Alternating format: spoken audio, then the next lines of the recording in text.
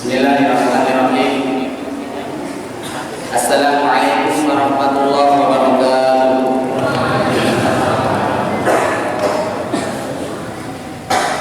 Alhamdulillah.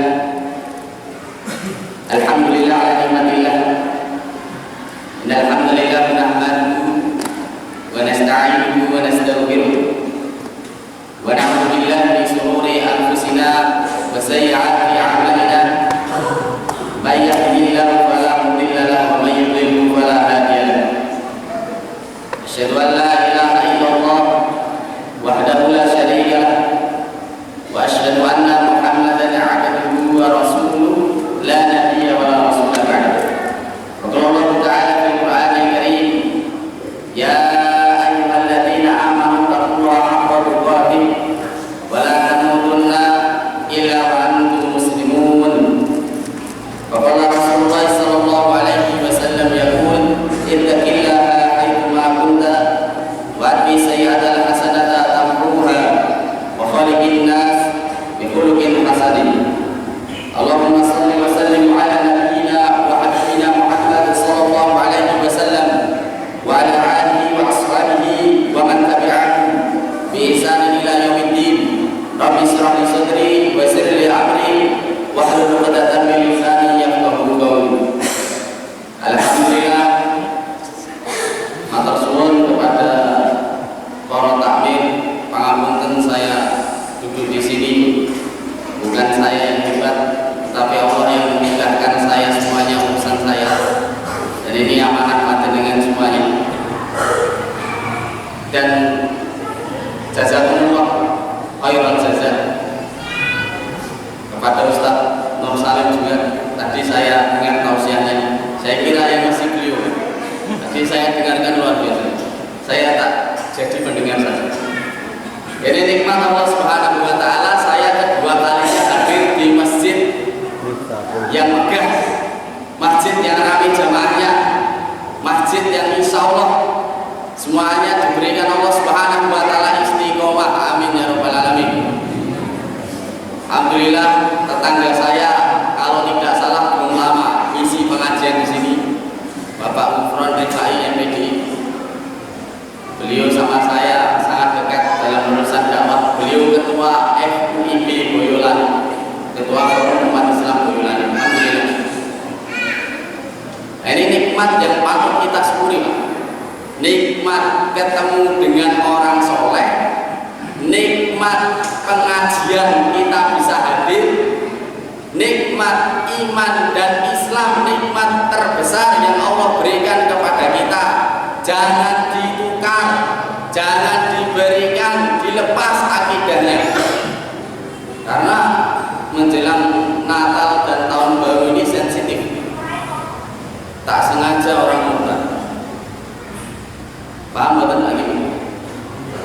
Maka Pak Kiai Habaib dulu ceramahnya viral di YouTube itu.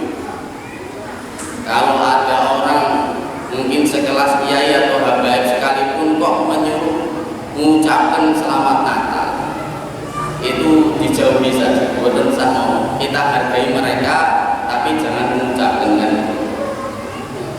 Ijma' ulama ahli sunnah wal jamaah haram hukumnya. Mengucapkan haram hukumnya. Karena kita ridho agama mereka. Padahal inna dina indallahi Islam. Nggih Pak, nggih. Loh, saya akan mengucapkan selamat hari raya Idul Fitri, kok kamu nggak ngucapin sih? Nah itu deh. Pripun Pak jawabnya Pak?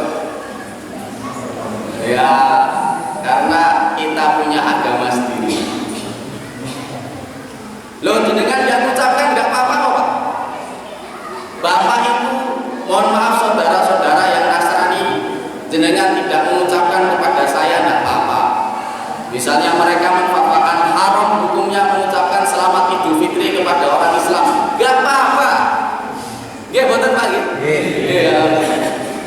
Nggak apa-apa. Jadi ya makanya di akhir zaman ini muncul banyak ruwai bidah. Dawuh Kanjeng Nabi niku ruwai bidah niku napa? Wong sing bodoh urusan agama tapi ngomongke agama.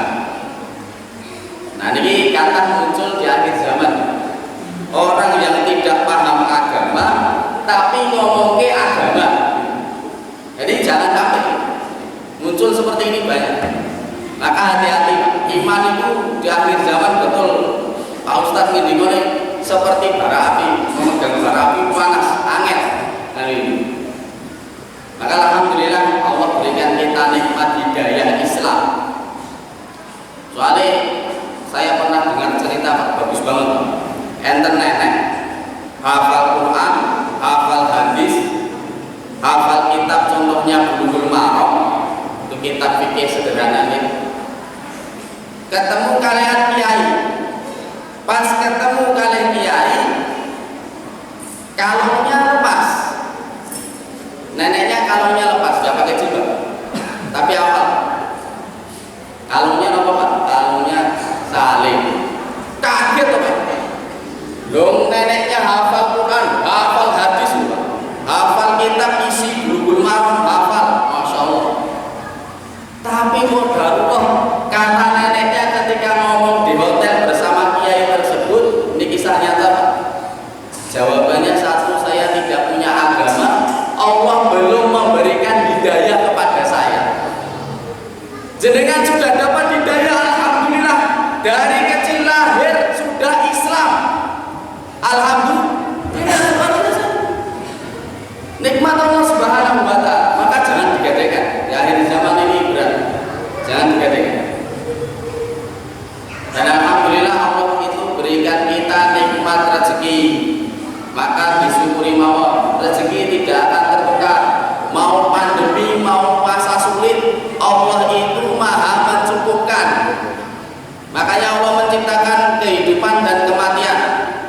Allah menciptakan kekayaan dan kecukupan. Padahal misalnya urip mati, kaya miskin, harusnya begitu Pak. Tetapi Allah itu adil, menciptakan kekayaan dan kecukupan. Maka jenengan saat dirinya tidak terjun bapak-bapak ini, kalau bisa kalimatnya diganti biar senang. Bapak ajeng tidak punya ibu tanya, saya mau mencari rezeki. Jangan mencari rezeki Pak, menjemput rezeki. Karena rezeki sudah ada, dijemput. Kalau dicari rezeki belum ada. Kalau pikiran saya waktu itu saya kerja menjemput rezeki, saya keliling jualan madu, jualan keripik. Saya bukan promosi Pak, misalnya mawon gitu. Tapi kenyataannya gini, kalau jualan. Saya ngomong sama istri saya, Mi, aku tak jemput rezeki. Muga-muga payu dan berdoa kepada Allah Subhanahu wa Ta'ala, pikirannya yang positif, pikirannya husnuzon kepada Allah Subhanahu wa Ta'ala. Saya tak kerja menjemput rezeki, insya Allah laku. Yang penting sedekah jualan, gitu kan? Sedekah yang luar biasa. Jangan lupa bareng sedekah. Sungguh setan itu menakut-nakuti manusia agar tidak sedekah. Aja sedekah, kok nak miskin. Aja sedekah, kok nak duit entek. Hati itu kadang seperti itu, betul ya? Atau ada menemui buka dompetnya 150, saya ngerongnya murah nih, masuk tuh. Ngoten Pak,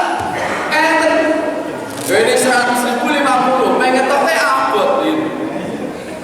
Abot lagi. Makanya Kiai Haji Bahaudin Nur Salim viral tausiahnya di YouTube itu, Gus Bah, mumpung durung sugih, maka oke ono sedekah. Mumpung belum kaya. Karena belum tentu orang kaya itu bisa sedekah 50% seperti kita. Kita punya 100.000, sedekah 50.000 berani. Orang kaya hartanya 100 juta, kira-kira sedekah 50 juta wani betul. Belum tentu.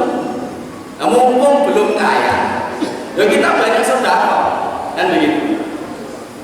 Dawe kiai ngoten niku Pak. Oh, kula mudeng. Oh, maksudnya ngoten niku ya. Jadi ketika kita dalam keadaan apapun, memperbanyak sedekah. Syukur sedekah jariah, bangun masjid. Pahalanya mengalir. Alhamdulillah, nikmat Allah Subhanahu wa Ta'ala. Iki mukadimah, burung ceramah. Materi ini mungkin. Terus saya dangu tuh Pak niki. Alhamdulillah. Yang kedua kalinya sholawat serta salam tercurah pada uswah kita Nabiullah Muhammad SAW. Mungkin-mungkin kita diparingi istiqomah. Pertama istiqomah mengikuti sunnah. Yang kedua istiqomah sholawat. Di sholawat kalau bisa pagi sore sholawat. Pas sholat rutin sholawat. Pagi sholawat 10, sore sholawat 10. Sunnah Nabi SAW. Semoga kita mendapatkan syafaatul ummah di yaumil qiyamah. Insyaallah amin ya rabbal alamin. Alhamdulillah, para bapak, para ibu, para remaja, saya kalau lihat seperti ini Pak, teringat saudara saya di Ibu Turkistan Timur. Saudara saya di sana sholat susah. Mau ngomong sama teman saya, sahabat saya, motivasi saya, beliau Ustadz Umar Khos, hafizahullah ta'ala, semoga Allah menjaga beliau. Dikisahkan dalam bukunya itu kalau pas kita itu dalam keadaan malas buat sholat, jenengan ingat saudara-saudara di sana mau sholat susah. Anak-anak remaja yang mohon maaf semangat remaja belasan tahun, harusnya dia dekat dengan masjid. Anak-anak kecil yang harusnya senang datang ke masjid, tidak ada anak-anak di sana, tidak ada remaja di sana. Demi Allah, yang ada kebanyakan yang boleh datang orang tua. Kamera-kamera CCTV dipasang, masuk harus laporan dulu. Kita di sini sholat alhamdulillah, tapi kadang hatinya yang kotor, hatinya kotor, sehingga kita harus memperbanyak istighfar. Ketika panggilan sholat kita hadir ke masjid, semua kita tinggalkan. Maka orang itu dilihat baik tidaknya itu dari sholatnya. Inna sholata tanha 'anil fahsya'i wal munkar. Sholat itu mencegah dari perbuatan keji dan munkar. Maka kalau orang sudah sholat, orangnya pasti baik, insya Allah. Kalau sholatnya baik, tetapi kalau orangnya sholat hanya untuk mengharap pujian manusia, jangan harap baik. Maka saya ingatkan pas di syuting media ini, kalau jenengan mengharapkan pujian manusia, yang ada hanya kekecewaan. Tapi kalau jenengan antum semuanya mengharap ridha Allah Subhanahu wa taala, Anda akan beruntung insya Allah. Anda akan tenang hatinya karena Allah yang menjadi ridho kita. Paham Bapak Ibu? Jadi nak jenengan ibadah ojo ngarep-ngarep pujian manusia, jangan mengharap pujian manusia. Jenengan ngaji jangan mengharap pujian manusia. Jenengan ceramah di sini jangan mengharap pujian manusia. Jenengan berharap ridho Allah Subhanahu wa taala. Saya malah senang lihat dai-dai pedalaman. Saya pernah mengisi motivasi di STID Muhammad Nasir Jakarta, Bekasi. Di situ ada dai-dai pedalaman. Saya senang ngomong sama mereka. Saya senang dapat motivasi dari mereka. Mereka ikhlas berdakwah. Mereka tak mengharapkan apapun. Mereka hanya mengharap ridha Allah Subhanahu wa taala. Saya punya sahabat Ustadz Nur Hadi namanya, di Maluku. Beliau dakwah di pedalaman, tidak ada sinyal sama sekali. Ngajari ngaji Pak, suku-suku pedalaman, mengislamkan mereka, masya Allah. Justru yang seperti itu yang ini anak-anak muda ini, ustadz-ustadz ini harusnya Anda tertarik, Anda ngisi di pedalaman seperti ini. Insya Allah pahalanya luar biasa. Maka hadirin rahimahullah, bicara tentang iman itu sederhananya itu secara bahasa Pak, iman artinya atasdik membenarkan. Ini saya ringkas dari buku yang saya baca, Mizanul Muslim bab iman. Mungkin jenengan punya bukunya, makanya di pengajian ini saya ringkas. Iman itu secara bahasa membenarkan, wa amanahum min khauf, memberikan jaminan keamanan. Sedangkan iman secara istilah ucapan hati, amalan hati, ucapan lisan, amalan lisan, wa amalul jawarih, dan amalan anggota badan. Itu secara mudahnya seperti itu. Nah, ucapan hati itu yakin iman kepada Allah Subhanahu wa taala dan rukun iman yang 6. Amalan hati contohnya jenengan takut kepada Allah Subhanahu wa taala. Ada rasa al-khauf. Jenengan sabar, itu amalan hati juga. Ucapan lisan jenengan mengucapkan kalimat syahadat, asyhadu an la ilaha illallah wa asyhadu anna muhammadar rasulullah. Amalan lisan jenengan ngaji berdoa kepada Allah Subhanahu wa taala. Jenengan dakwah, ini amalan lisan. Wa amalul jawarih, dan amalan anggota badan jenengan sholat, jenengan puasa, jenengan haji ke Baitullah.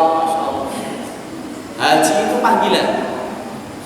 Kalau belum dipanggil Allah, hatinya belum khusyuk, belum tenang, belum bersih, mau orang kaya sekalipun kalau belum panggilan mereka enggan berangkat haji.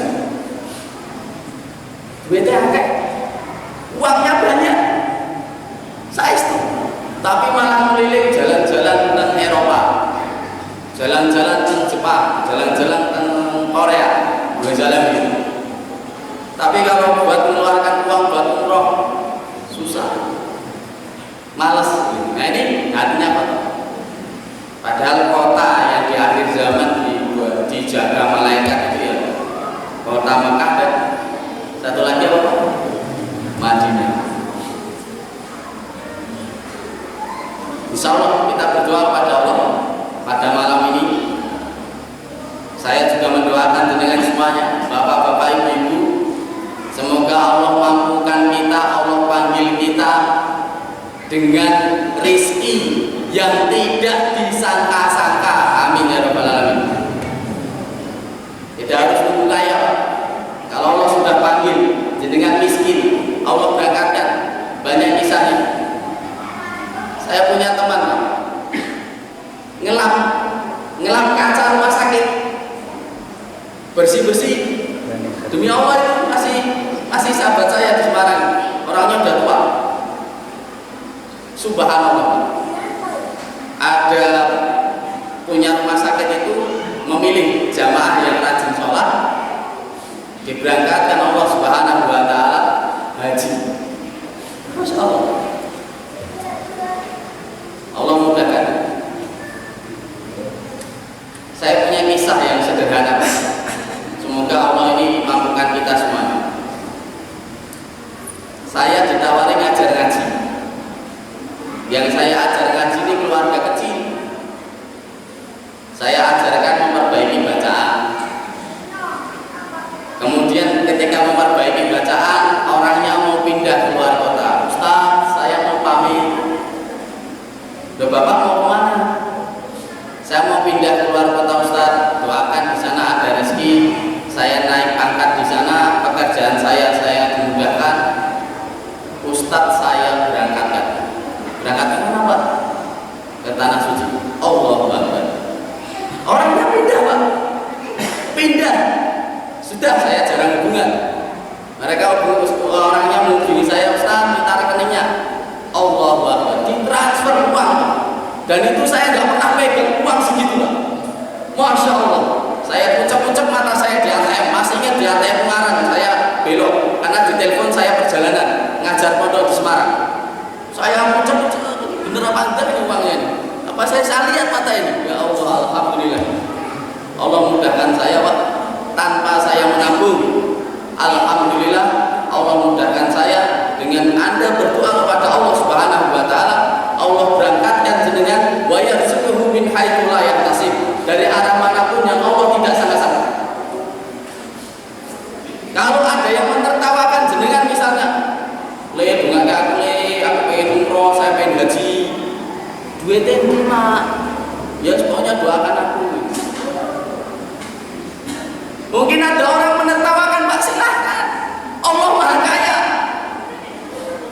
Harusnya jenengan yakin Allah Maha Kaya. Makanya ada tukang jualan di Afrika itu, tulisan jualannya bagus, Pak. Saya pernah ceritakan, dikisahkan oleh Ustaz Marmita juga di dalam videonya. Tulisannya kaifa akhafu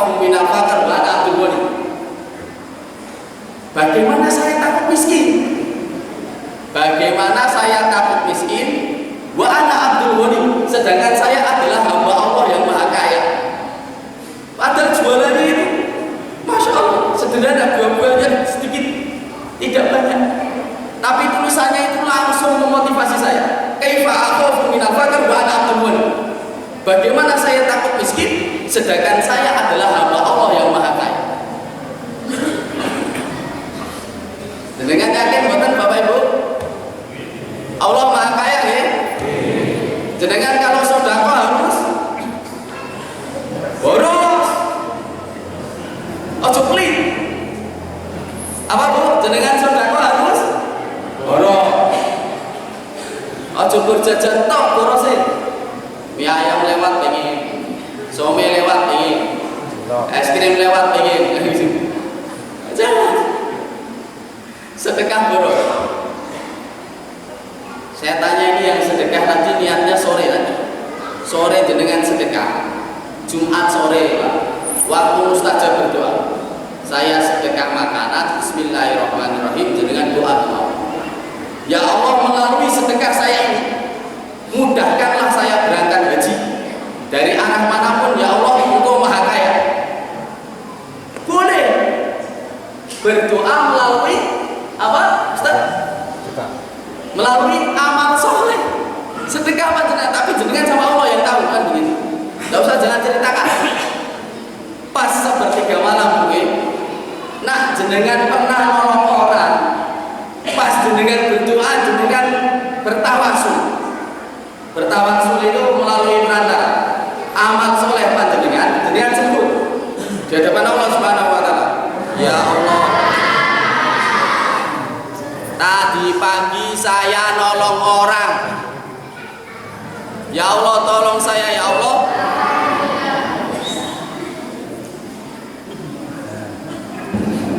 Saya nggak tahu kalau mati lampu. Soalnya pas saya gini, saya mengejamkan mata. Saya tahunya suara. Baru siapa? Mati lampu ternyata. Masya Allah. Allah mentakdirkan saya tidak tahu kalau mati lampu. Jadi pas saya gini, mati lampu. Masya Allah. Jadi ini kita bertawasul dengan amal soleh nggak apa-apa. Yang nggak boleh bertawasul dengan orang mati. Orang mati kasihan, didoakan nanti. Diingatkan nanti ada amanah mendoakan. Allah yarham, semoga Allah mengampuni beliau ibu mertua beliau ini. Nanti diingatkan Pak ya sebelum saya tutup salam, saya berdoa kepada hadirin rahimani wa rahimakumullah. Itu iman tadi, pengertian iman ya, secara sederhana ya. Nomor 2, iman letaknya di mana? Di dalam hati ya. Dengan wis intinya saja, iman letaknya di dalam hati. Yakin ya, bismillah. Nomor 3, iman bisa naik dan turun. Iman turun manakala taat, iman naik manakala taat, iman turun manakala maksiat. Jangan kebalik ya. Saya ulangi. Iman naik manakala taat kepada Allah, iman turun manakala kita maksiat kepada Allah Subhanahu wa taala. Makanya pas iman naik ya, jenengan bersyukur kepada Allah. Pas iman turun, jenengan dalam keadaan bermaksiat kepada Allah, lalu jenengan mohon ampun bertobat kepada Allah Subhanahu wa taala. Makanya hati-hati Pak, sumber dosa laki-laki itu kebanyakan di mata. Saya pernah sampaikan, sumber dosa perempuan kebanyakan di mulut.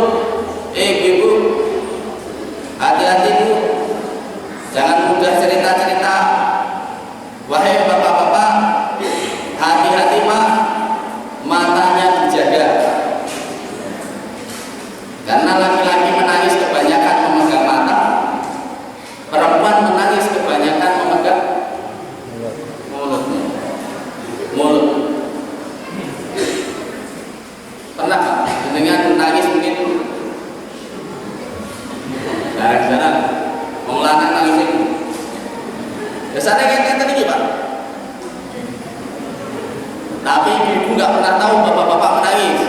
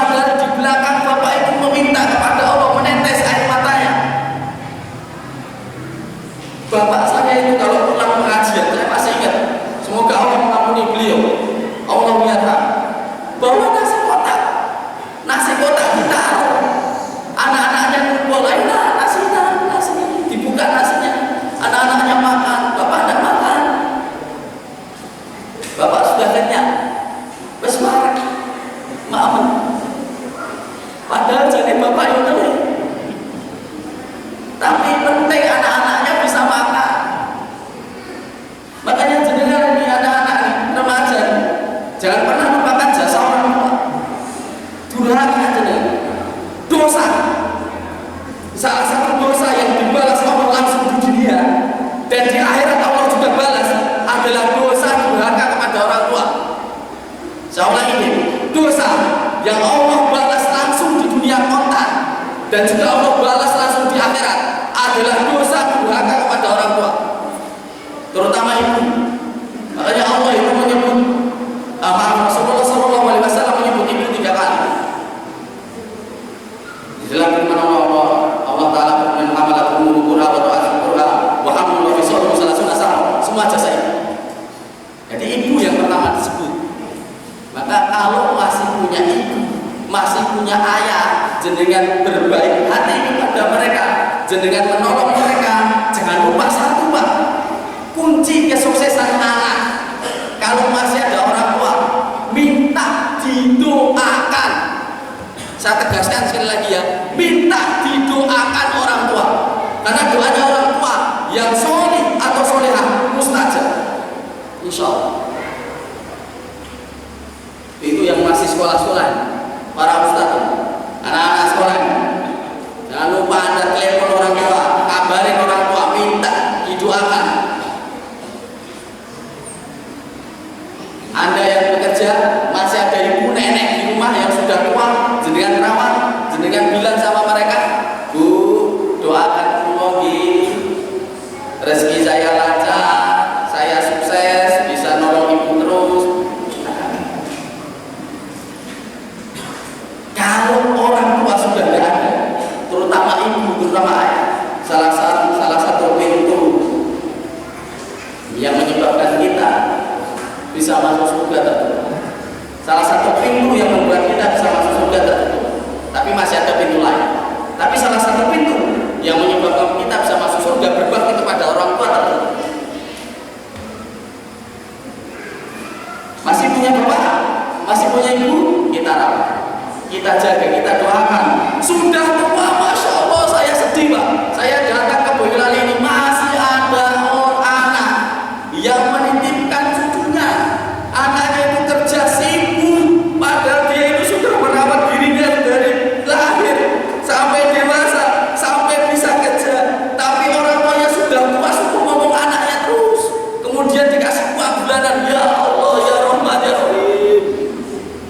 Nastagfirullahaladzim. Ini anak seperti apa? Kasihan orang tua. Sudah suruh ngomong terus. Kemudian dikasih bulanan, ini Bu, buat jenengan, sudah ngomong anak saya. Kecuali dalam keadaan terdesak betul jenengan dalam hibitan hutang. Kalau jenengan tidak ada hutang, hibitan sama sekali, terdesak sama sekali, jangan sampai Anda merepotkan orang tua. Terkadang orang tua kasihan.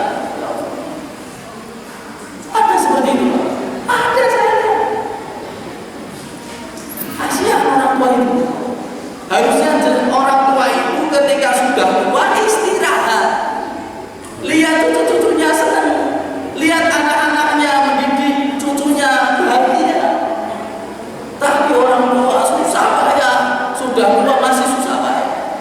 Ya Allah, kurang apa orang tua itu? Orang tua adalah orang yang paling percaya jenengan. Mungkin orang tua tidak bisa memberikan yang jenengan minta, tapi orang tua akan memberikan segalanya apa yang dia punya. Saya ulangi, mungkin orang tua tidak bisa memberikan panjenengan apa yang jenengan minta. Bu, minta ini Bu, Bu, minta ini Bu, mungkin belum bisa mengabulkan. Tetapi orang tua kalau sudah punya akan memberikan segalanya apa yang dia punya.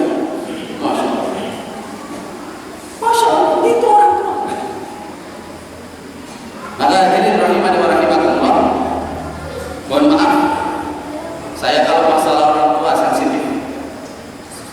Saya berdoa semoga saya diberikan Allah istiqomah, masih punya mak saya masih ada satu mak saya. Maka sampai sekarang mohon maaf, ampun, doakan saya sehat. Saya Kamis berangkat dakwah ke Semarang. Di antara yang paling berat saya meninggalkan kota Semarang adalah masih ada ibu saya di sana. Ada yang tanya, Ustaz, kenapa kau bolak-balik ngajar Semarang? Enggak apa-apa. Apa karena di sana gajinya tinggi? Enggak. Apa karena di sana penghasilannya banyak? Enggak. Apa yang memberatkan Ustaz? Ibu saya melihat wajah saja ibu itu bahagia sekali Pak. Masya Allah. Lihat aja ibu ketemuin bahagia sekali. Itu sudah cukup bagi saya. Syukur-syukur kita memberikan apa yang dia punya, apa yang dia suka. Maaf, apa yang dia suka. Contoh, emak saya itu suka gado-gado. Tahu gado-gado betul?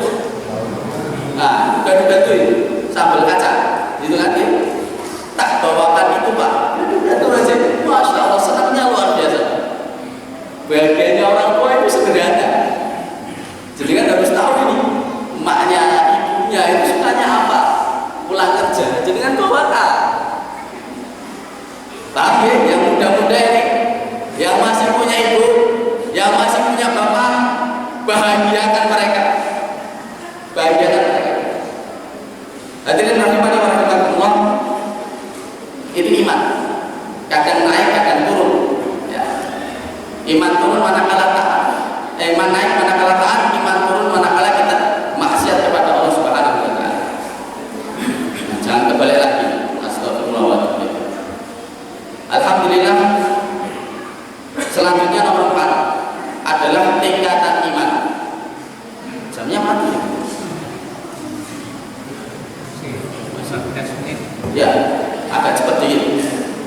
Tingkatan iman ada 3 Pak. Bapak Ibu silakan dicek jenengan di mana ya.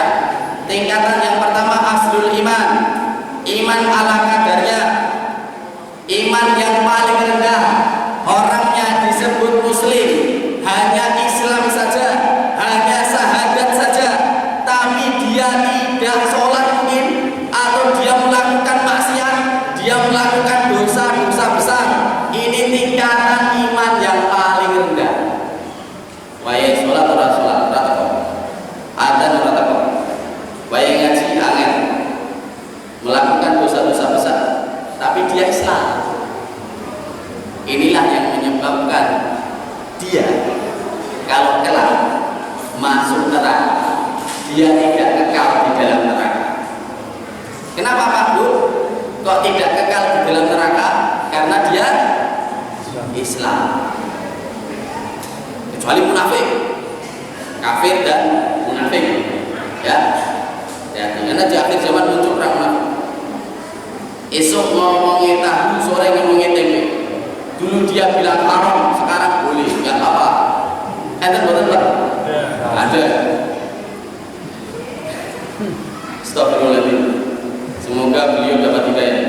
Saya dulu hormat pada Pak Kiai beliau. Semoga beliau dapat hidayah insya Allah. Istiqomah menyampaikan kebenaran. Hadirin rahimani wa rahimakumullah.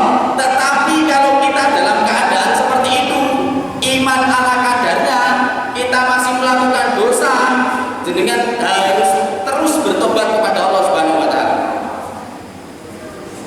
Ya ayyuhalladzina amanu tubu ilallahi taubatan nasuha. Tobat dengan sebenar-benar tobat. Belum dosa lagi, tobat lagi.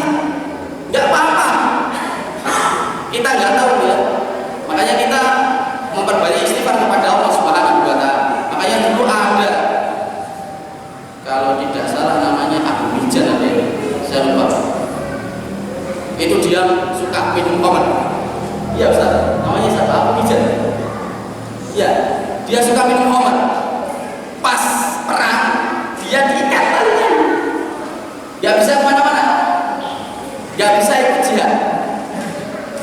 Tapi melihat keadaan seperti itu, dia menangis. Ya Allah, saya tobat ya Allah.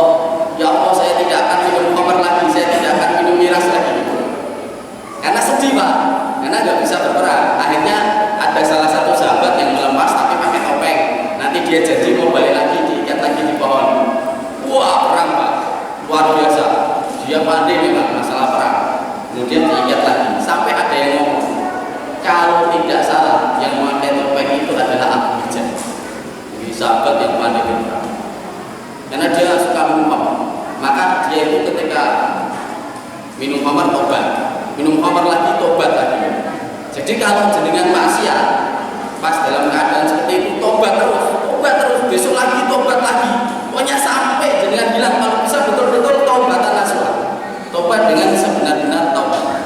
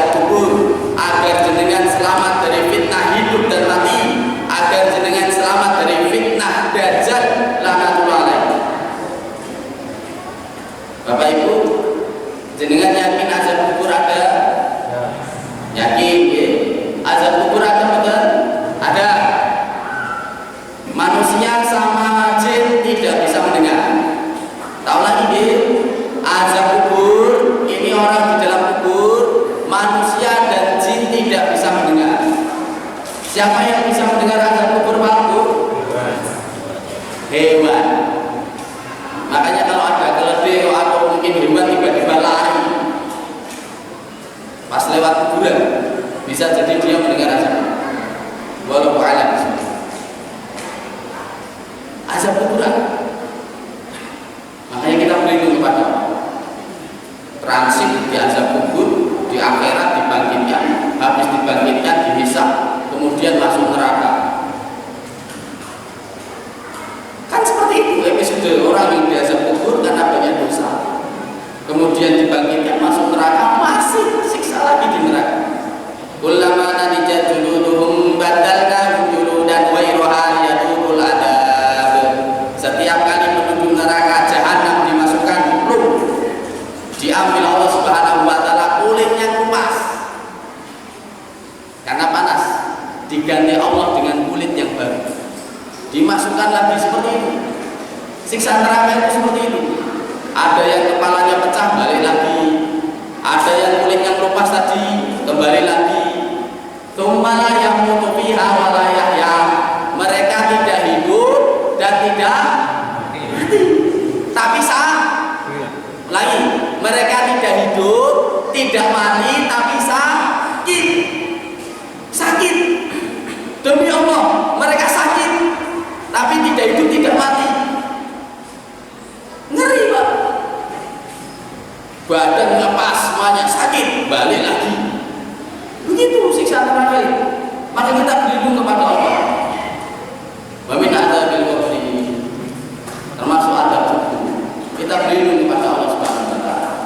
Semoga Allah Subhanahu wa taala memasukkan jemaah semuanya di sini ke surganya Allah Subhanahu wa taala. Amin ya rabbal alamin. Hadirin rahimani wa rahimakumullah, tingkatan yang kedua al-iman al-mustahab. Iman yang wajib, orangnya disebut mukmin, menjalankan perintah Allah, menjauhi dosa-dosa besar. Tadi kalau yang pertama muslim, yang kedua apa? Mukmin. Ini yang ketiga ya. Yang ketiga ya, semoga termasuk kita. Tingkatan yang ketiga adalah al-iman al-mustahab. Tingkatan iman yang paling tinggi. Tadi aslul iman, al-iman al-wajib, al-iman al-mustahab adalah tingkatan iman yang paling tinggi, yaitu ihsan. Berarti orangnya disebut muhsin. Ciri-cirinya bagaimana? Menjalankan perintah Allah, menjauhi dosa-dosa besar, plus menjalankan sunnah Rasulullah SAW. Paham Bapak Ibu? Paham. Menjalankan perintah Allah, menjauhi apa? Dosa-dosa besar, plus apa tadi? Menjalankan sunnah Rasulullah SAW. Jenengan sudah sholat wajib, sholat fardu, jenengan juga sholat sunnah, jenengan puasa Ramadan sudah, jenengan juga puasa sunnah. Itu gampangannya seperti itu. Paham ya? Jadi jenengan menjalankan sunnah, setelah menjalankan yang wajib istiqomah, jenengan juga menjalankan sunnah. Nah, ini tingkatan iman yang paling tinggi, insya Allah. Semoga termasuk kita semuanya gitu. Amin. Yaitu tingkatan al-iman al-mustahab, yaitu tingkatan muhsin. Ya. Saya ulangi, muslim. Nomor 2 apa tadi? Mukmin. Yang ketiga muhsin. Hadirin rahimani wa rahimakumullah. Yang terakhir, biar iman senantiasa naik, istiqomah. Saya kutip satu perkataan Abdullah bin Mas'ud di dalam kitab Al-Adab Asy-Syariah. Beliau ketika yang tadi salah mantun nabi malah Allah qalbu imanan. Ada 3 hal apabila ada dalam diri kita malah Allah qalbu imanan, Allah itu akan memenuhi hati seseorang dengan keimanan. Yang pertama, mahabbatul faqih, berkumpul mencintai orang-orang yang faqih, mencintai ustaz, mencintai habaib, mencintai ulama, mencintai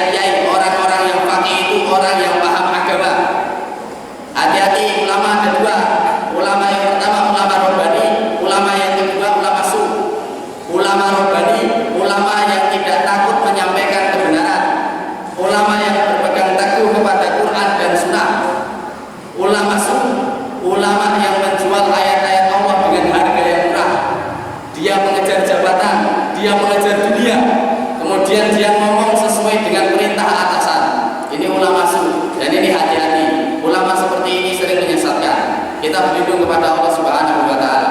Maka kita cinta kepada ulama-ulama Rabbani. Kita cinta kepada ulama-ulama yang faqih. Kalau jenengan kumpul dengan para ustaz, kira-kira jenengan maksiat boten? Ibu-ibu jenengan maksiat boten? Boten. Kumpul dengan orang soleh. Nomor 2, wa tilawatil Quran. Jenengan sibuk maca Quran, iqra'ul Quran, fa innahu ya'ti yaumal qiyamah safihan bi ashabi. Bacalah Al-Quran karena ia akan datang pada hari kiamat memberikan syafaat bagi para pembacanya. Dapat pertolongan, ya.